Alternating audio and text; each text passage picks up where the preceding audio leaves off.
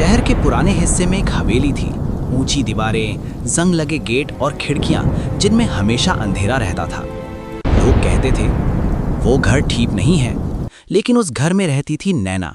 नैना एक साधारण लड़की जिसकी आंखों में हमेशा कुछ अनकहा छिपा रहता था। उसके पिता राघव बहुत सख्त इंसान थे। उनकी आवाज घर की दीवारों से टकराकर गूंजती रहती थी। नैना, ये किताबें यहाँ क्यों फैली हैं? राघव की आवाज गूंजी। मैं अभी समेट देती हूँ पापा, नैना ने धीमे से कहा।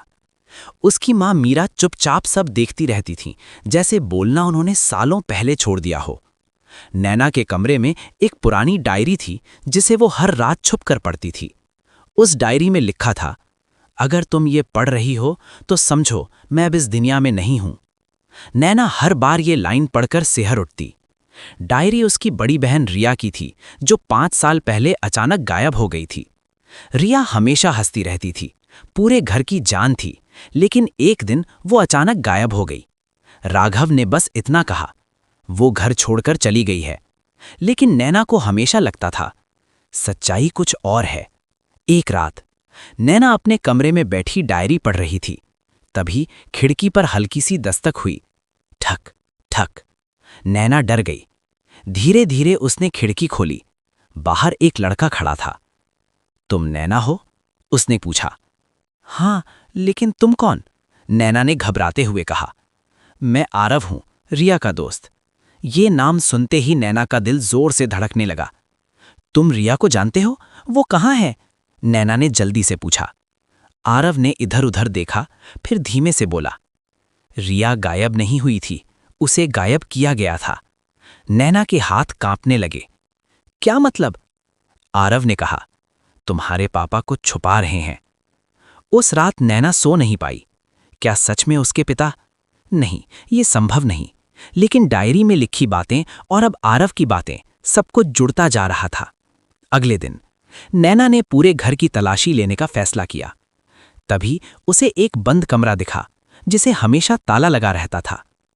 ये कमरा, नैना ने सोचा। उसने चाबी ढूंढने की कोशिश की और आखिरकार उसे चाबी मिल गई। नैना ने धीरे से दरवाजा खोला। दरवाजे के अंदर अंधेरा था। जैसे ही उसने लाइट जलाई, उसकी सांस रुक गई। दीवारों पर रिया की तस्वीरें थीं और फर्श पर खून के पुराने निशान। तभी पीछे से आवाज आई, तुम्हें यहां नहीं आना चाहिए था। नैना ने मुड़कर देखा। राघव खड़े थे। उनकी आंखों में गुस्सा नहीं, बल्कि डर था। पापा, ये सब क्या है? नैना कांपते हुए बोली। राघव चुप रहे, फिर धीरे धीरे बोले, रिया सच जान गई थी। कौन सा सच? नैना चिल्लाई।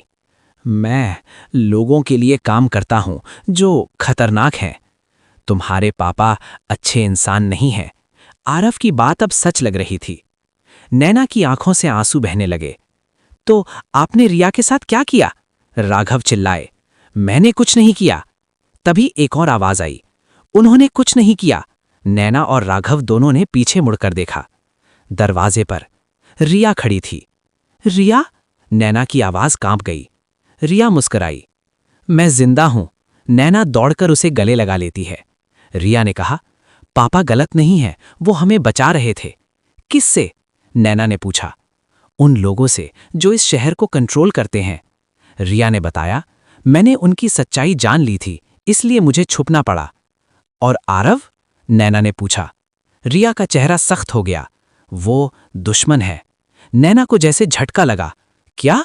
तभी बाहर से आवाज आई, बहुत अच्छा, सच सामने आ ही गया। आरव दरवाजे पर खड़ा था, कुछ लोगों के साथ। रिया, तुमने मुझे धोखा दिया, आरव बोला। रिया ने कहा, तुमने पहले किया था। घर के अंदर लड़ाई शुरू हो गई। गोलियों की आवाज, चीखें। नैना को कुछ समझ नहीं आ रहा था, लेकिन उसने एक बात समझ ली, अब डरने का समय खत्म हो गया है। नैना ने हिम्मत जुटाई। उसने अपने परिवार के लिए लड़ने का फैसला किया। लड़ाई खत्म हुई। आरव और उसके लोग हार गए। रिया, नैना और राघव तीनों एक साथ खड़े थे। सूरज निकल रहा था। पहली बार उस घर में रोशनी आई। नैना ने मुस्कुराकर कहा, अब कोई खामोश चीख नहीं होगी।